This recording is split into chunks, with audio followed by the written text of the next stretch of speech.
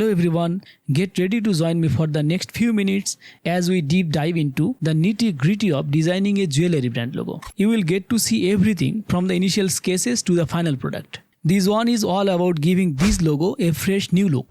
The client came to me with a simple request to make their logo modern and chic but with a timeless twist. I am Atiqur Rahman, your friendly freelance logo and brand identity designer, here to guide you through this whole adventure. No time to waste, let's get started right away. Let's begin with the client's brief.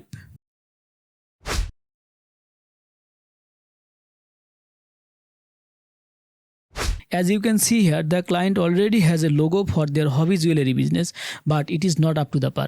It is got too many colors, too many details. It is not scalable as well. Frankly to say, it is not attractive at all. Brenna, my client, wanted to address all the issues. She requested a simple female face with minimal details and long hair. She also brought along a color palette, emphasizing on minimal use of color. In a sense, a minimal design is the key solution here. Alright. Once I got a grip on what she wanted, I began with the sketches. I usually stick to pen and paper for this stage, so no need to stress about your drawing skill. Drawing is just a way to give form to what is in your head. Here are my initial sketches for this project. Don't worry about the quality of the art, just there for brainstorming. Trust me, they look much sharper once they are digitalized. I picked this one because it checked all the boxes for the client. It features a straightforward woman's face with flowing long hair with minimum details. Now let's deep dive into Adobe Illustrator.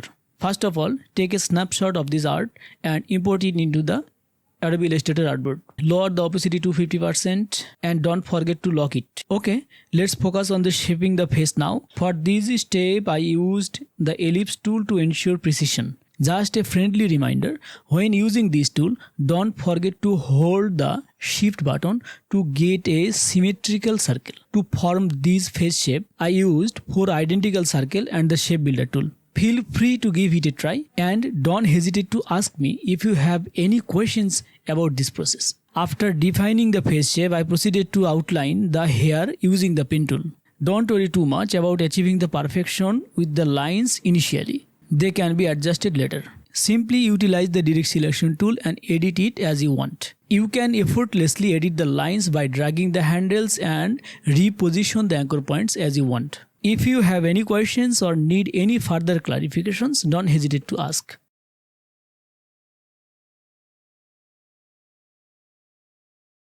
To be honest, I am not satisfied with this drawing at all. There are too many gaps between the hairlines. I believe we need more lines for the hair. Alright, let's make some adjustment and add more lines to balance out the face. This time I thought about adding a straight line in the middle of the head, like we often see in women's hairstyle. After refining the design by eliminating the unnecessary lines, I attempted to add a line for the lip, but unfortunately it didn't enhance the overall look. Therefore, I opted to omit the lips altogether. I still feel there's room for further enhancement. The face needs to be a bit bigger and the hairlines could use some tweaks.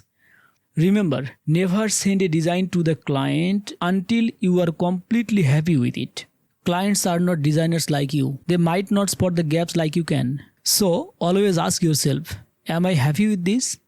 If the answer is yes, then it is ready for the client. However, after making some changes, I decided to go with this new version. Now it looks more balanced. Alright, now it is time to incorporate the company name into the logo. I have decided to place the dark haired at the top and the maiden at the bottom. Next, I conducted experiments to identify the most suitable font for this logo. Remember, fonts play a vital role in any design. They convey the brand's personality, so it is much important to choose them wisely. I will make a video on it later. As you already know, the client provided me with the color palette. Here are the final colors. Let's see how it looks in the real world. Wow, I'm truly delighted with this final result. It's gone from shabby to great. I hope you all love it too. If you enjoyed this video, please hit the like button and don't forget to subscribe for more videos like this.